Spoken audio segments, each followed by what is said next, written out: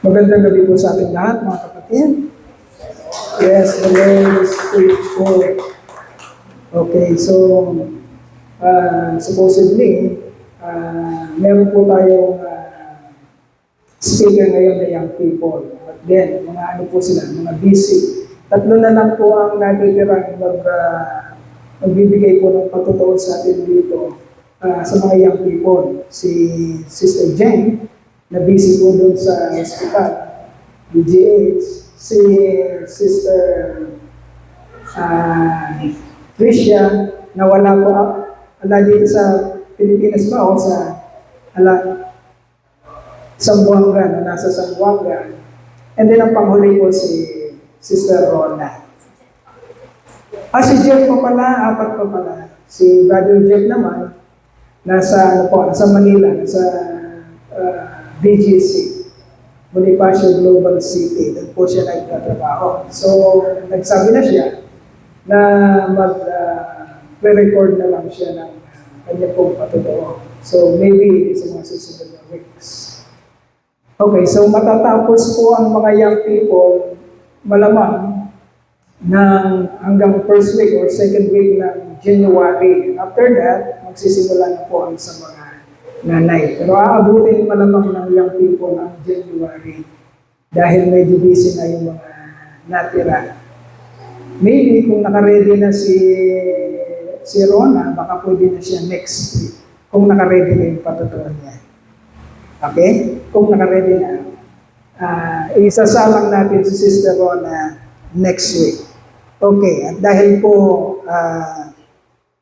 wala pong makakatayo sa dili po na ito, mga kapatid, ipagpapatuloy po natin yung ibinigay na mensahe sa atin ng Panginoon. Yung ating pong serye, patungkol po sa the blood of the Lamb, ang dugo ng ating, ng sakripisyo ng Diyos, ang dugo ng ating Panginoong Heso Kristo.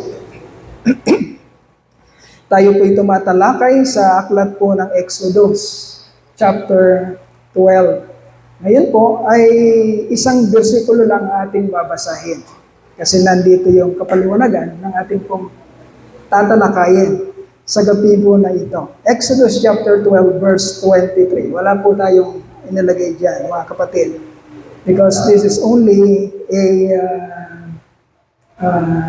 recap and then continuation of what we have studied last Sunday. Yung further study po natin, pagpapatuloy po natin ang ating pong pag-aaral, patungkol po doon sa the mercy seat. Okay? Listen very carefully.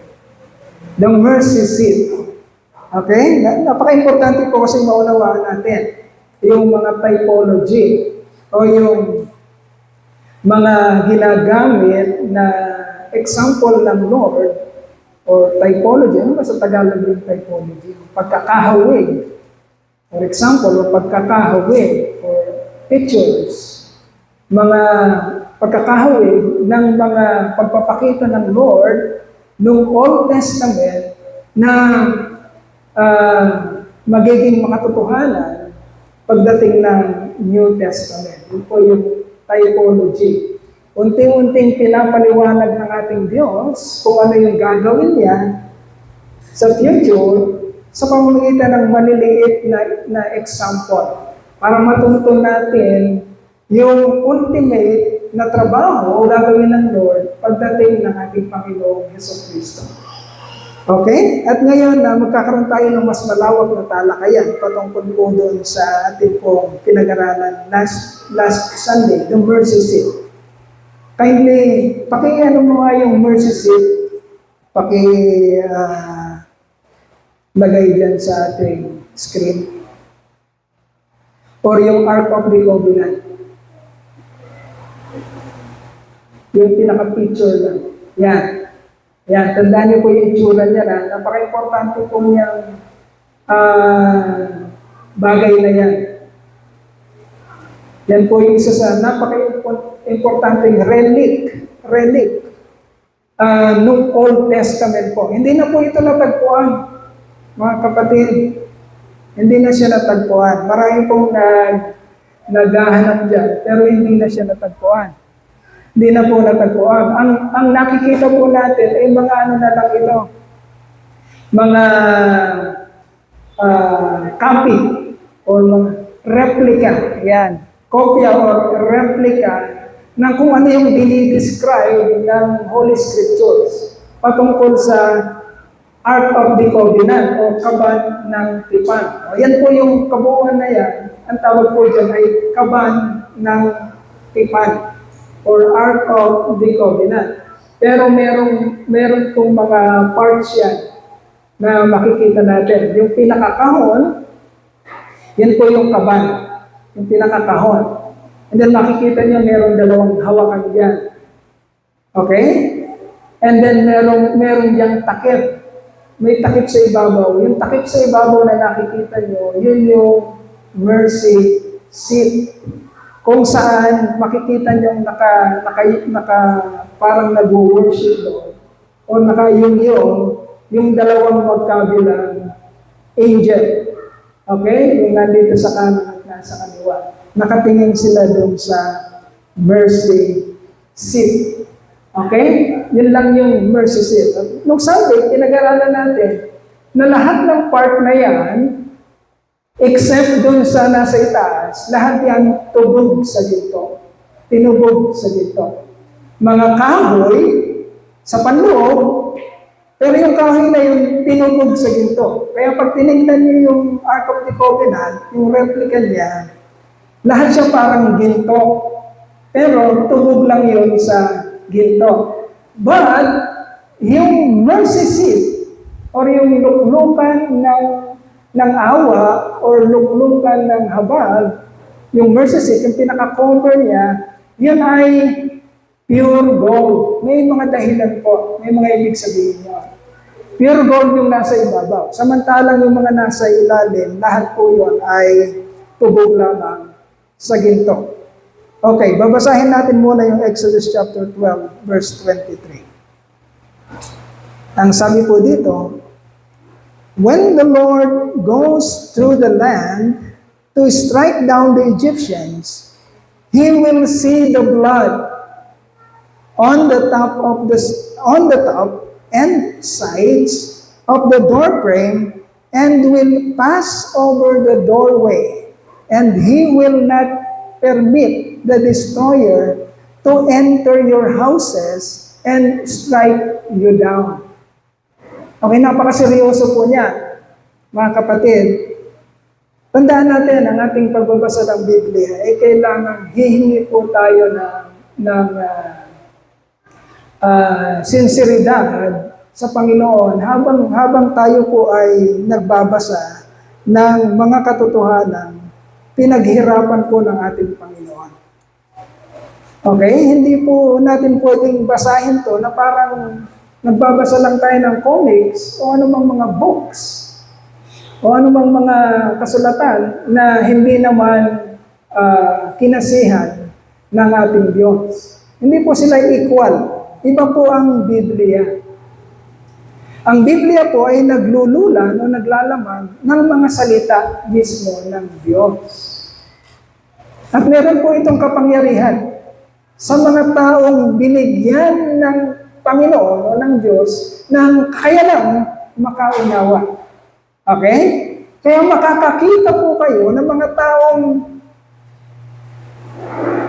lubos ang pagpapakita ng patotoo na meron talagang buhay na Diyos. May makikita kayong mga taong gano'n. At may makikita rin kayong mga tao, bagamat nagsasabi na sila'y mananampalataya, pero parang walang kapangyarihan ang buhay. Ayaw po ng Truth and Life Christian Church na attend tayo ng attend, aral tayo ng aral, basa tayo ng basa, pero yung kapangyarihan, yung pinapangakong kapangyarihan ng salita ng Diyos ay hindi natin mararanasan. Hindi po ito kwento lamang. Okay? Ang sabi dito, nasulat ang lahat ng ito para sa ating ikatututo. Bakit tinuturuan tayo ng Diyos? Kasi gusto niyang maranasan natin talaga, ma-experience. If you do not experience all the promises, thousands of promises that were written in this book, in the scriptures, kung hindi mo naman nararanasan, ano ang silbi ng pananampalataya? Samantalang ang pangako ng Diyos ay mararanasan mo. Kung hindi mo nararanasan, anong silbi ng pagsasalita natin ng pananampalataya o meron tayo sumasampalataya tayo sa Diyos? Okay? Yun ang pangako ng Panginoon. I have come. Dumating ako para bigyan kayo ng isang buhay. Anong klaseng buhay? Isang buhay na ganap at kasiyasiya. So listen very carefully. We will not take it lightly. Hindi natin basta-bastahin kung ano nakasulat. Inaaral natin para pag naunawaan natin, hindi lang sasabog ang ating papuri dahil naiintindihan natin ano ba talagang ginawa ng Diyos para sa atin. And at the same time, mararanasan natin, mga kapatid, yung kapangyarihan ng salita ng Diyos. Kasi yan yung magpapaligaya sa iyo. Para bang si Peter nung dumarating na pagkamalan ng multo ang Panginoon, di ba? Sa Lake of Gennesaret. Na pagkamalan ng multo, dahil nagdidilubyo sa dagat, din may nakita silang nakaputi na lumalakad papunta sa kanila, wala na, hindi naman nakasakay sa kung ano, lumalakad papunta sa kanila habang matitindi yung alon.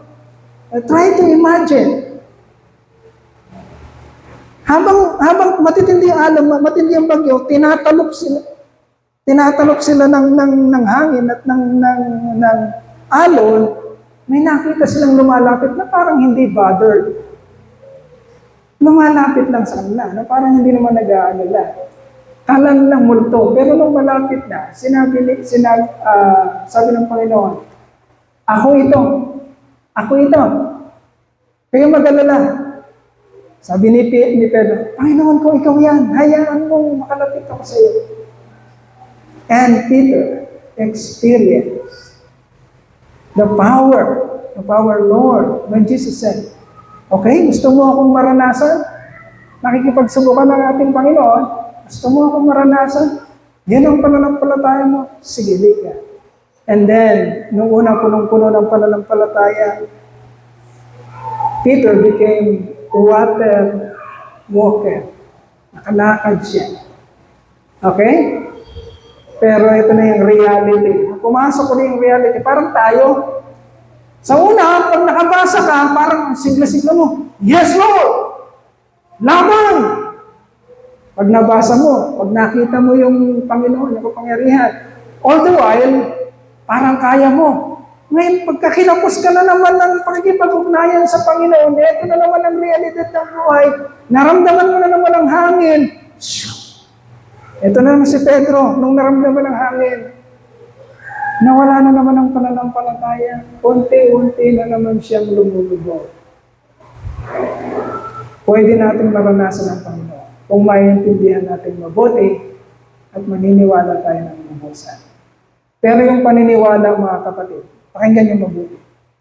Ang paniniwala, hindi basta-basta tumutubo yan. Okay? Tandaan niyo yan, hindi yung paniniwala, pananampalataya, hindi basta-basta, uy, may pananampalataya ako na higit Yesus sa kanila. Hindi po, mga kapatid. Saan po nanggagaling yung pananampalataya?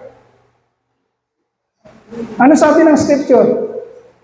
Faith comes from hearing and hearing and hearing and hearing the words of God. Kung sabihin may pananampalataya, kung hindi mo naman iniintindi, hindi mo naman siniseryoso ang salita ng Panginoon. So listen very carefully. Para maintindihan po natin, ibig sabihin ng mercy seat. Okay? Nagpamalas ang Panginoon. Hindi ito, kaya sumasabog yung appreciation, mga kapatid, ng Israel noong panahon na yon. Kasi nakamalas sila. Nakamalas talaga sila. At pinalaya din sila ng mga Egyptians kasi natakot talaga sila. Dahil na-experience talaga nila ang kapangyarihan ng Panginoon nung gabi na yun. Kasi pinagpaunan niya. Sinabi niya, but the Egyptians take it very lightly. Parang hindi seryoso. Samantalang ilang plagues na ang nagdaan, siyam na. Pang-sampu ito itong namatay ang mga panganay na lalaki. Pang-sampu yan. Siyam na yung naranasan. Ayaw pa rin nilang seryosohin. Ayaw nating pakinggan yung mabuti mga kapatid. Ayaw nating mangyayari sa atin yun. Truth and Life Christian Church. Natsagang-tsaga ang Panginoon sa pagpapaliwanag. And then pagdating niya, dahil hindi mo naman talaga inunaway, wala kang pakialam, isa ka pa rin dun sa mga mapapahama. Ayaw ng Lord yan. Yung sinasabi niya sa Hebrew. Today, if you hear His words, do not be like your forefathers in the wilderness. Nagtigas-tigasan sila ng ulo, kaya napahamak sila. Kaya ini-encourage tayo mabuti mga kapatid. Siseryosohin natin. Okay? Hindi ito basta damdamin lang. Hindi basta emosyon. Kasama talaga. Parang nag-aaral. Siyempre yung mga nakakakuha ng highest honor, ano ba yung mga honors? With high honor, with highest honor. Siyempre ito yung mga, alamin nga natin. Siyempre yun yung mga nag-aaral. Mga kapatid, kung gusto mong maranasan talaga ang Panginoon, meron siyang isinulat. Papakinggan natin. Tutubo ang ating pananampalataya. Okay. Nalulungkot kasi ako kapag mga kapatid, may makikita akong mga kapatid natin na hindi makakaahon dun sa kalagayan. Na hindi makakarating dun sa pangako ng Panginoon. Sabi kasi ng Panginoon, ahayaan ko kayong makarating kayo sa aking kapahingahan. Okay? You will enter my rest. Hindi lang sa langit yun, mga kapatid. Maging dito sa lupa, magpapahinga ito. Nagpapahinga ba ito? Kahit tambak ka ng problema, kapag ka naiintindihan mong Lord, nagpapahinga to. At unti-unti niyang inaayos ang buhay, nagpapahinga dito. Yung mga inner struggles natin, yung mga kahirapan ng puso at isipan natin, pinagpapahinga yun ng Lord pag naiintindihan mo siya. Pero pag matigas ang ulo, ano sabi ng Lord? You will not enter my rest. Hindi ka makapagpapahinga kung nagtitigas-tigasan tayo ng ulo natin, mga kapatid. So we will listen very carefully. Okay? Sinabi ng Panginoon, I will strike tonight. Dito matindi, di ba? Sinabi talaga ng Lord, magbantay kayo, mamayang gabi, patay lahat. Sinabi ng Lord, hindi siya nagbiro-biro. Nagting ang kawali ang mga Egyptians. Ayaw maniwala. Ngunit ang Israel, nung sinabi ng Lord, maghanda kayo, gantong gawin nyo. Ginawa nga nila. Okay? Nung ginawa nga ng mga Israelita, at nakaraos sila sa dilubyo. Etong mga Egyptians na ayaw maniwala, anong sinabi ng katotohanan? Napakatinding hagulgulan.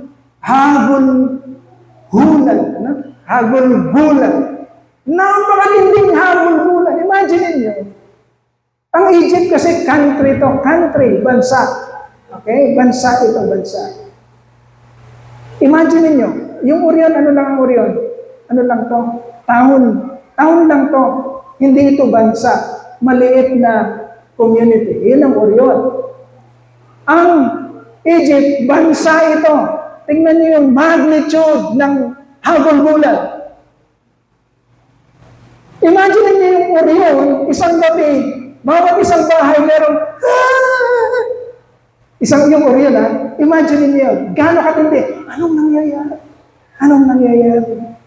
Kaya siniseryoso natin. Gusto rin nating makita, mapanood talaga kung ano nangyayari. Dahil, kapatid, para seryosohin natin ang ating Diyos. Hindi siya magbibiro. Hindi niya bibiro-biruin. Gagawin talaga niya. Nung sinabi niya, mamayang gabi, patay lahat ng panganila anak na lalaki nang hindi maniniwala. Mamayang gabi, lalagpasan ko ang mga tahanan ng lahat ng maniniwala. Specifically, the Israelites, the Hebrew people. Okay? Yan ang nangyari. Hindi ito hindi ito dahil magaling, patuloy natin pinag-aaralan. Hindi ito dahil mas magaling ang Israel kaysa sa mga Egyptians. Pareho yung tao, kaya lang yung Israel, maniniwala sila. Okay? By faith sila. Itong Egypt, talagang totally dinidisregard nila, ini-ignore nila ang Diyos. Pareho din silang mga makasalanan, ang hindi nyo mabuti, pareho lang din silang mga makasalanan. Pero yung isang makasalanan, nagbigay siya ng full trust, naniwala siya, nagtiwala siya sa Diyos. Itong isang makasalanan, talaga ayaw. So talaga mapapahamak siya. Okay? So, nangyari nga yung Passover, nangyari nga ang kaligtasan sa Israel, nangyari nga ang dilubyo sa Egypt. Now the Passover, pagkayari nun, nagkaroon ng matinding pagpapasalamat ang mga naligtas. Okay? Wala nang pagpapasalamat ng Egypt kasi nangyari sa kanila. Hindi sila magpapasalamat. Galit ang meron sila. Pero doon sa nakaranas ng makatotohanan ng kaligtasan, imagine mo hindi ka kasama doon sa mga naghahagulgulan. Ikaw nandito ka payapa, samantalang naririnig mo ang nangyayari sa labas. Ikaw naman, walang nangyayari. Safe na safe sa loob. Habang naririnig mo ang nangyayari sa labas. Imagine niyo mga kapatid. Kasi ganun ang mangyayari sa huling araw. Kaya ka magpapasalamat sa Diyos kasi makikita mo, 1,000 will fall at your side, 10,000 at your right hand. But my help comes from the Lord. Hindi ako natitinag, pero nakikita ko silang natitinag. Pero ako hindi natitinag. Kasi tatanungin yung sarili, bakit ka magpapasalamat for all eternity? Ano ipagpapasalamat mo sa Diyos? Bakit sumasabog ang papuri mo sa Diyos? Dahil sa ano? Dahil maiintindihan mo mabuti. Gaanong pabor ang meron ka, kapatid? Na habang naririnig mo ang kapahamakan ng iba, nakikita mo ang kapahamakan ng iba, ikaw, you are safe and secured under the wings of the Almighty. Okay? And that is by grace. Papakita natin mamaya sa Ark of the Covenant. So, dahil doon, the Passover became an annual remembrance. Ano yung annual? Taon-taon na nila itong ginagawa. Dahil sa tindi ng deliverance na yun, dahil sa tindi ng karanasan nila, pumapayag sila ngayon na taon-taon alalahanin nila. Magkaroon sila ng remembrance. How the Lord dealt with the enemy and how the Lord delivered them from the hands of the enemy. It became an annual remembrance of how God delivered the Israelites or the Hebrew people, the Hebrews from Egypt. Each year, the people would pause to remember the day when the destroyer of God's angels of death passed over the entire Egypt killed all the firstborn male there in the Egyptian land, but passed over the homes of the Israelites, the Hebrews. Dahil sa karanasan na yun, pumapayag sila, annually, aalalahanin nila ang Passover. Gusto ko lang maintindihan natin bakit nila inaalala ang Passover. Ganun katindi yun, mga kapatid.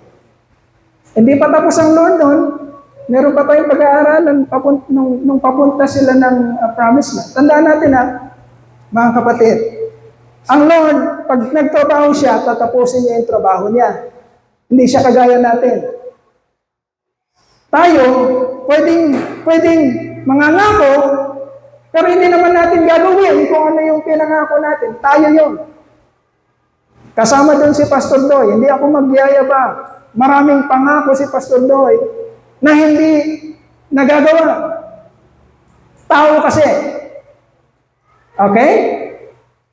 Pero ang Diyos, pag sinimulan niya, paganda ng paganda yun. At kailangan mong makita sa buhay mo ito para mapatunayan mo na totoo ang sinasabi niya. Sabi doon, He who began a good work in you is also what? Faithful to finish.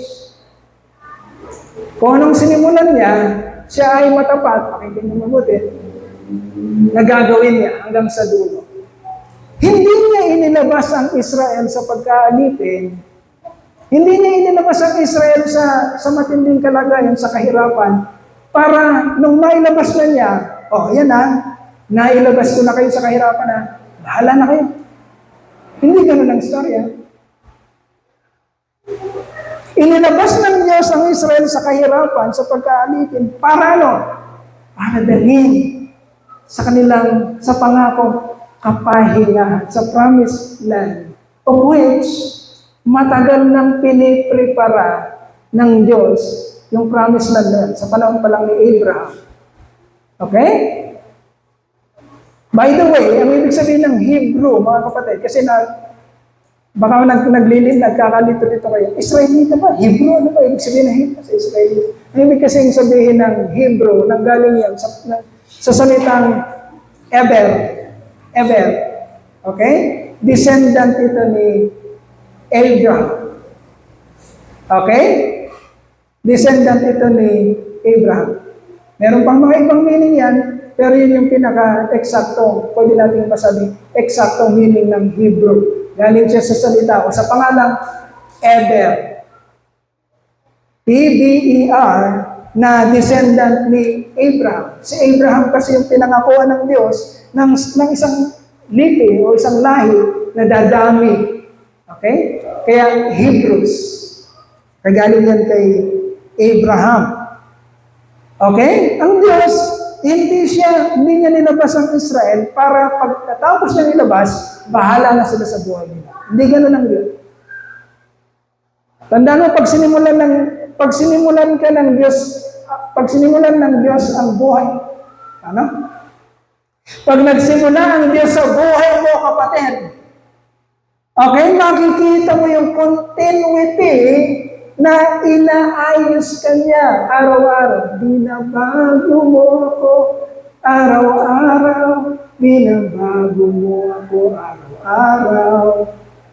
Okay? Makikita mo yon. Hindi pwedeng kinatagpo ka ng Panginoon, pero habang lumalakad ka sa planet Earth, ay papasama ka, no? Walang ganon. Hindi ganon ang Diyos. Pag sinimulan ka ng Diyos, papaganda ka. Nung binatak ng Lord mula sa captivity ang Israel, dadalhin niya ito sa lupang pangako. Okay? Canaan's land. At ang Canaan's land, sabi doon, a land flowing with milk and honey. Okay? Yung mga prutas doon sa Canaan's land, yung ubas natin ngayon na gano'n. Yung ubas doon, ang description ng Bible, parang yun. At hindi, no? yung buwig niya. Talagang sabi doon, nung pinadala ni Joshua ni Moses, yung spies, nung pinatiktikan nila yung lugar na Kinis, nung pagbalik ng mga tiktik na yun, 12, merong dalawang tao, yan, parang merong ganyang kahoy, nakapingga sa kanila yung ubas. Okay? Ibig sabihin, mabigat at malaki. Hindi pwedeng bit-bit lang na ganyan, nakapingga sila dahil napakalaki ng buhay niya. Okay? Inihanda na ng Lord. Dadali ng Lord sila sa lupang napakainam kaysa sa kanilang kalagayan. Mula sa pagkaalipin, dadalhin sila sa isang lupa na pwede lang tawagin sa kanila na yun. From slavery to ownership. Okay? Ang titulo nila galing sa Diyos. O ganun ang ating Diyos.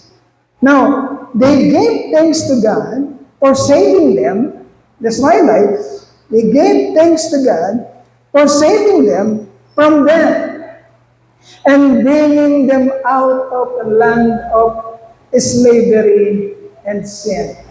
Okay? Sumasabog ang kanilang pagpapasalamat sapagkat finally, matatapos na ang panahon ng kanilang pagkaalipin. How many years? Tinanong natin?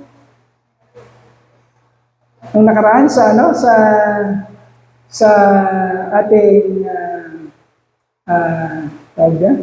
sa timeline natin, hindi ko na rin maalala eksakto, but within 450 years of slavery, 450 years of slavery, approximately. Alipin ka sa loob ng 450 years. Ganun katindi ang pagkaalipin na. Finally, nabunod sila doon at dadalhin sila sa isang lupang pinangako ng Panginoon. At nakaluwag sila ng husto. They gave thanks to the Lord. Nagpasalamat sila ng gusto sa Panginoon sapagkat dineliver sila sa lugar kung saan sila ay alipin. Now, tayo ba? Believers today, ang mga mananampalataya ngayon, naiintindihan ba natin? Kasi sila, naranasan nila, at ang karanasan nila, talagang, kasi typology nga, para maintindihan natin spiritually, papaunawa sa atin ng Lord sa pamagitan ng physical. Okay? Para maintindihan natin kung ano yung gagawin niya spiritually. Noong panahon ng Israel, niligtas sila mula sa pagkaalipin. Sa panahon natin, niligtas tayo ng Lord, saan? Pagkaalipin din. Ang Israel, pagkaalipin sa Egypt, tayo niligtas sa pagkaalipin din. Tinubos tayo sa pagkaalipin. Hindi ng Egypt, kundi ng sin, kasalanan. Okay?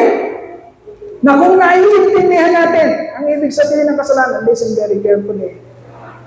Kung naiintindihan natin ang ibig sabihin ng kasalanan, at kung anong mangyayari pag nanatili ka doon, anong condemnation or damnation na sasapitin mo pag nanatili ka doon, kapatid, mas matindi pa to sa nangyayari o naungawan ng mga Egyptians nung gabi ng Passover. Mas matindi pa doon kung hindi tayo maliligtas o maririnig ng Diyos mula doon sa pagkaalipin natin sa kasalanan. Okay? So believers today, ang mga mananampalataya ngayon mga kapatid, like us, kagaya natin, kung talagang tayo ay, if we really are a true, professing, believing Christian, kung totoo tayo, mga kapatid, huwag tayong mauupin. Okay? Kasi yung iba, iniingatan to yung mga salitang ganito. Sa atin hindi. Magdidiretsahan tayo mga kapatid. Kasi ayaw natin pangako kong pangako, pagdating ng huli, nagkakawala ng lahat. O ba't yan truth and life? Walang nananap Diyos ang truth and life. Kasi naglukuhan lang ang truth and life. Naglukuhan lang sila. Hindi nila sinabi yung katotohanan. Iningatan nila yung mga damdamin. Pero hindi sila natakot sa Diyos, sa mga warning ng Diyos. Naglukuhan lang sila. Ayaw natin yun. Ayaw natin. Gusto natin maintindihan talaga anong meron. Ayaw natin matulad sa mga naglulukuhang Egyptians. Marami nang nangyayari. Ayaw pa rin. Titigas pa rin ang ulo. Dumating ang kapahamakan, wala silang ligtas. Hindi na pwedeng sabihin na, wait lang, sandali. Walang gano'n. Pag tinakda na ng Lord, wala ka nang magagawa. Kaya pag nagsalita siya, huwag kang magtigas-tigas ng ulo. Huwag. Kasi hindi mo alam ang panahon kung kailan darating ang kapahamakan. So if you are really a true believer today, at totoong nakaranas ka, nararanasan mo sa buhay mo, kung paano ka nililigtas ng Panginoon, tunay mong naintindihan ang ibig sabihin ng kapahamakan dahil sa iyong kasalanan. Kung totoo kang ganon, kapatid, kailangan makita sa iyo lubusang pagpupuri, pagpapasalamat, at pagsamba. Hindi yung you are just going through the motion. Kasi si mama ko nandun eh. Atin na rin ang pagalitan ako ni mama o ni papa. Kasi si sweetheart ko, si boyfriend ko, si girlfriend ko nandun eh. Baka i-break ako kung hindi ako pupunta doon. Huwag kang pupunta doon. Huwag mong subukan. Huwag kang pupunta sa maling motibo, kapatid, kung bakit ka lumalapit sa Panginoon. No.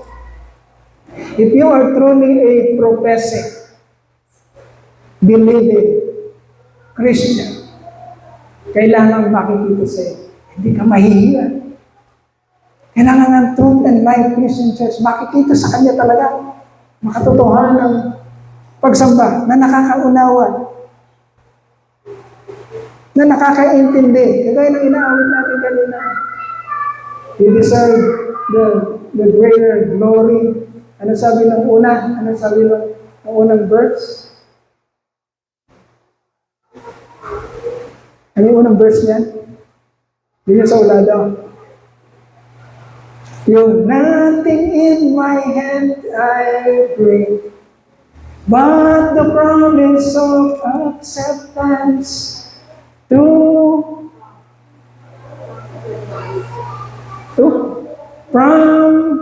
a good and gracious King. Ano yung una? Bago yung nothing in my hand I bring. Okay. Tignan nyo doon. You deserve the greater glory. Ano? Kasi gusto ko makapunta dun sa verse na. Kunin ko nga.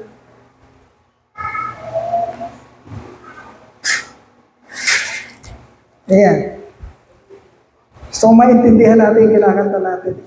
Sabi doon, I approach the throne of glory. Ganito kasi dapat tayo bilang sumasamba. Talagang may kumpiyansa tayong lumapit. Kasi yun ang pangako na binigay sa atin by grace ng Lord. We can approach the throne of glory with boldness and confidence. Okay? Yung tatawag ka sa parang si Miguel, natatawag sa daddy niya. Daddy, ihatid mo ako sa ano. Parang ganun lang kasi, Daddy, meron ako sa school, ihatid mo ako. Pagkatapos, sunduin mo ako. Parang may kumpiyansa ka. Alam mong gagawin sa'yo ng daddy mo. Hindi lahat ng tao ganun ang lapit sa Diyos. Amen? Hindi lahat. Ikaw ba ganun ang lapit mo? May kumpiyansa ka ba? Kasi yun ang pangako. You can approach the throne of grace with boldness and confidence. And you will find grace and mercy. Di ba? Bibigay sa iyo ng Lord yun. Gusto ng Lord yun. Kaya yung kanta natin, gano'n, I approach the throne of glory. Nothing in my hands I bring, but the promise of acceptance. Wala ka naman ibibigay sa Lord eh. Lumalapit ka sa Kanya. Nandiyo ba? Lumalapit ka sa Lord. Lumalapit ka sa Kanya. Wala ka namang ino-offer kasi wala namang kailangan sa iyong Lord. Amen? Walang kailangan sa iyo ang Lord. Pero may gusto siyang makita sa iyo. Ano yung gusto niyang makita? Yung gratitude. Naiintindihan mo kasi kung anong ginawa niya. Pag naiintindihan mo yung ginawa niya, doon nakapaloob yung kumpiyansa mong lumapit. Kung kilala mong mabuti ang daddy mo, ang mami mo, ang magulang mo, kabisado mo siya, ang lakas ng kumpiyansa mo, daddy, mami, di ba? Kasi naiintindihan mo, nakalakihan mo siya, alam mo siya, kalkulado mo siya. Ganun tayo sa Diyos. Alam natin kung ano yung ginawa niya para sa atin. Naiintindihan natin. Lumalapit tayo sa Kanya, wala naman tayong may offer. Nothing in my hands I bring. Anong dala natin? Anong pupuntahan natin? Ba't tayo lumalapit? But the promise of acceptance. Kasi tatanggapin niya tayo. Because we know Him. We understand Him. We experience Him. From a good and gracious King.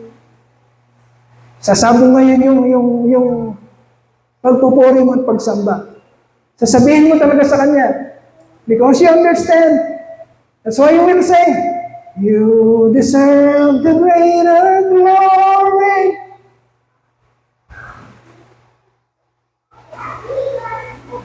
Overcome, I lift my voice. Hindi nagpipretend ka lang o nagpapakyut ka lang o anong ibang motibo mo. You really appreciate Him. Okay? Because you understand. Naintindihan mo parang yung mga Israelita dahil naranasan nila, safe sila habang naglangaw-ngawan ang buong bansa. Nandun sila sa kanilang bahay. Safe and secure. Kaya sumasabog ang kanilang nung una. Pero kinalimutan din nila kasi. Nung una, sumasabog ang kanilang pagpupuri. Dahil may naranasan sila. Ganun sa atin, pag naiintindihan natin mabuti kung anong ibig sabihin ng ginawa ng Diyos sa atin, ng kanyang sakripisyo.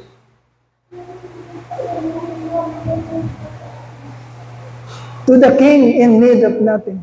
To the King in need of nothing. Wala siyang kailangan sa iyo. Aloha. Walang kailangan ng Lord sa iyo. Aloha. Yes, the Lord.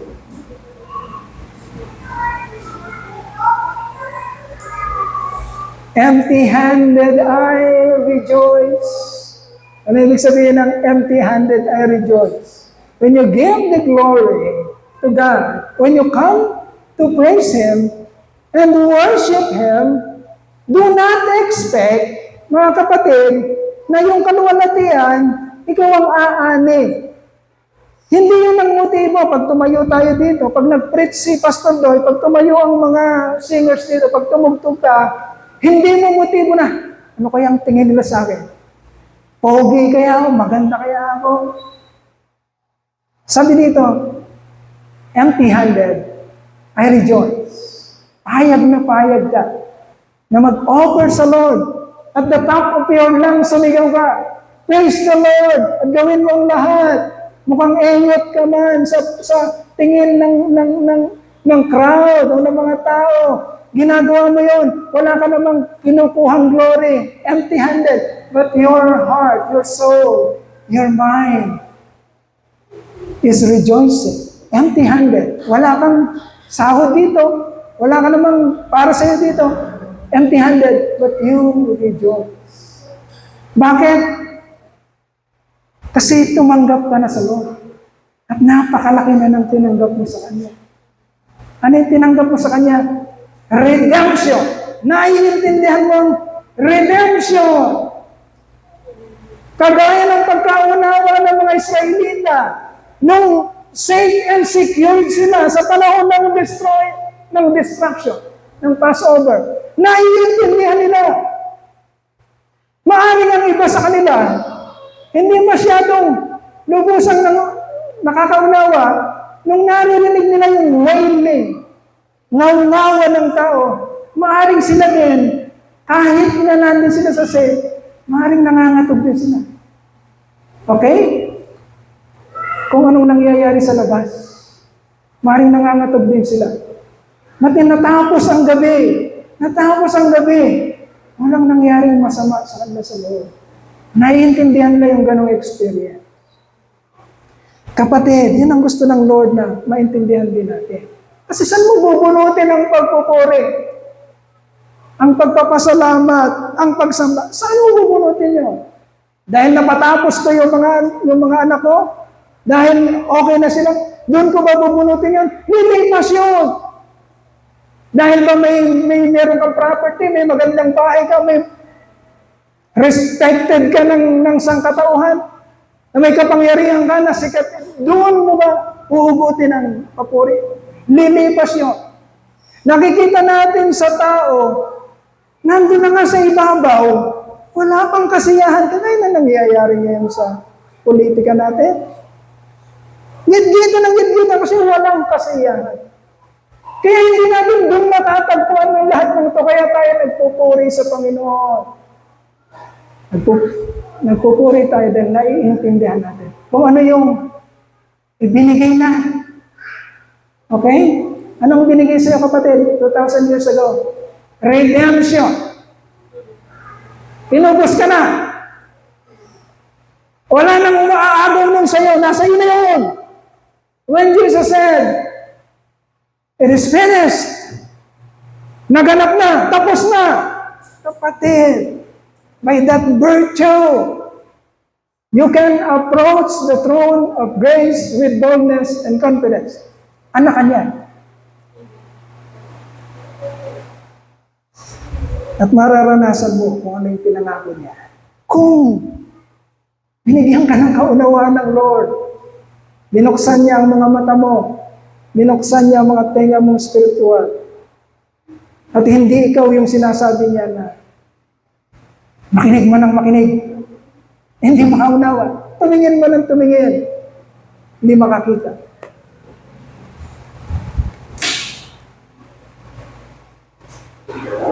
Now, that is Passover. But the Lord's Supper, okay? Yun yung sinasabi ko, may kalungkutan ako pag hindi napupunta yung iba, hindi ko nakikita yung iba. Kasi, hindi yan yun, mga kapatid. Nagtyaga nga tayo, mga kapatid, hayaan yung marinig niyo yung katotohanan na ito. Nagtyaga nga tayo, naghintay tayo ng matagal na panahon. We only conduct our Lord's Supper right after ng ordination. Okay? Kasi we don't feel yung tipong parang, Lord, right time na ba? We don't feel that. Gusto natin maghintay tayo ng panahon na kung saan, may paparamdam sa atin ng Lord na, okay na, naisaayos na natin, okay na ang pagkakataon, saka natin gagawin.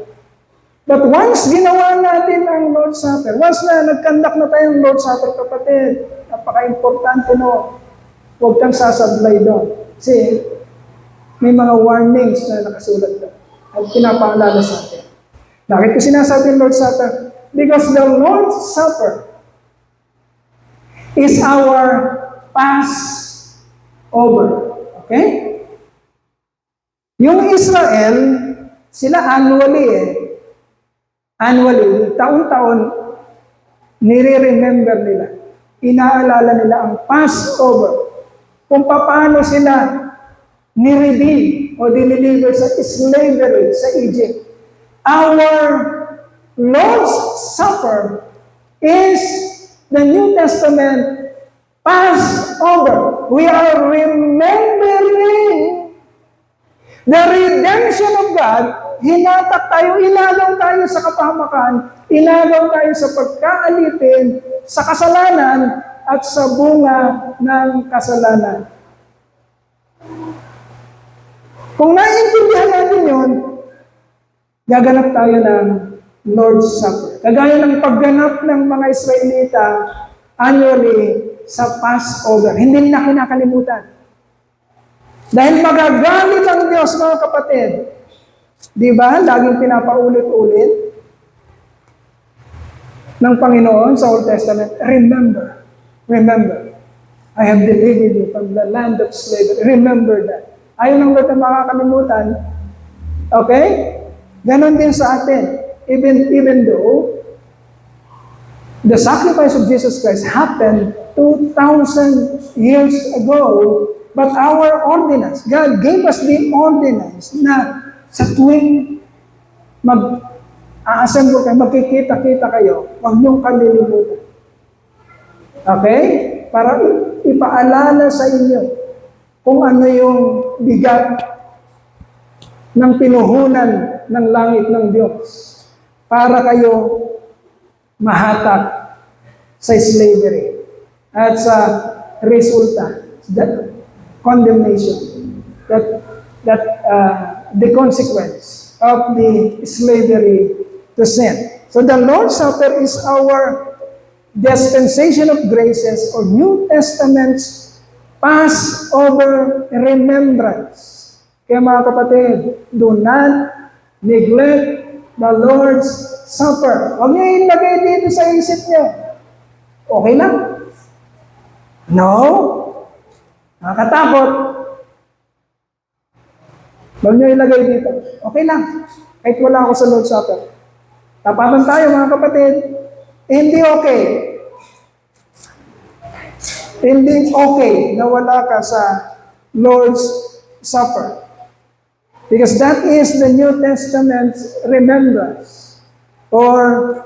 Remembrance of redemption.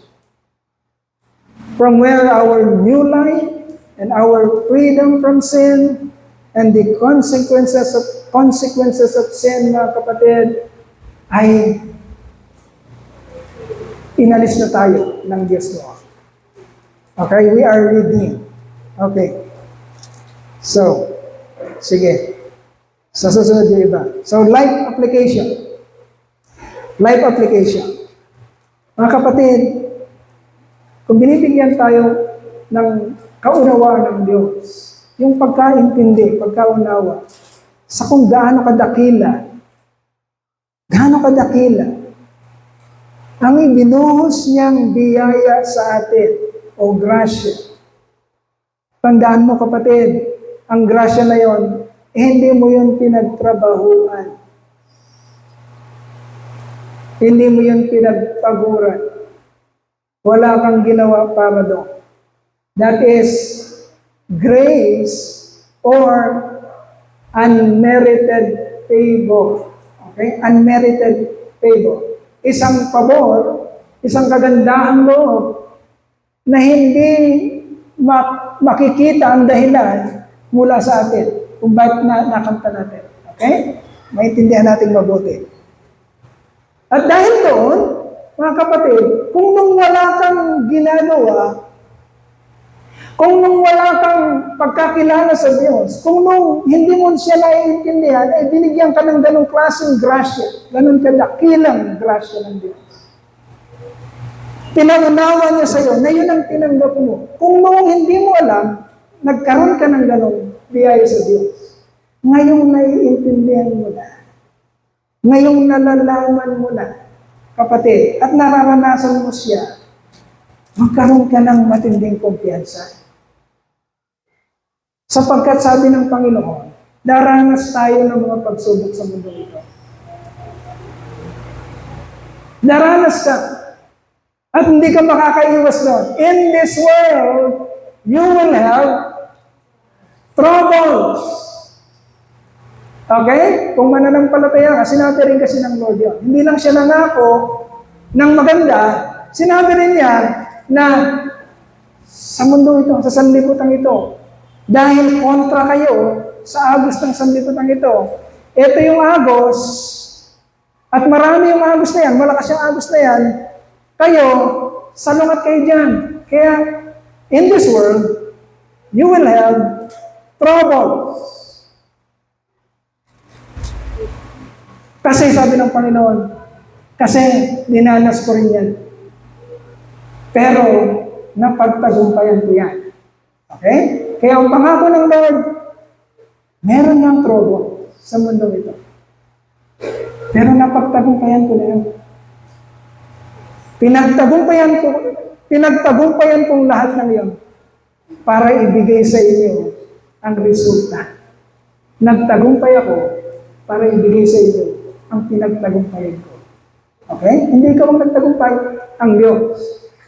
Doon ngayon ibibigay ng Lord. By that truth, katotohanan, doon ibibigay sa iyo ng Lord sa isip mo, kapatid, na magkaroon ng matinding kumpiyansa na harapin anuman ang troubles na darating sa mundong ito. Okay? Hindi ka matitinag. Tanda mo yan. Ang tunay na anak ng Diyos ay hindi matitinag. Amen? Amen? Yan. Hindi matitinag.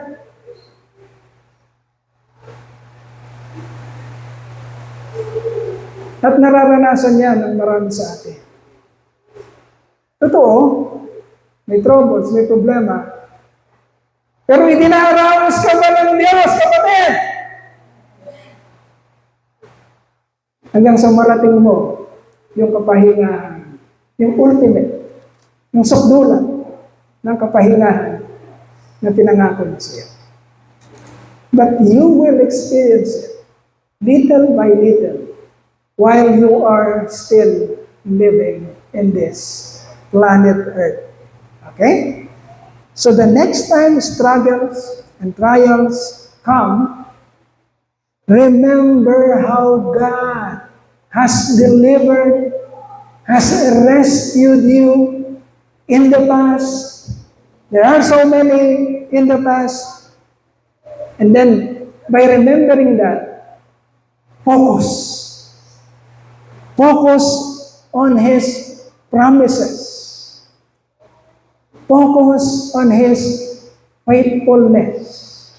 Kung paano Kanya itinawid noon, kapatid, itatawid ka rin niya ngayon, bukas, at magpakailanman.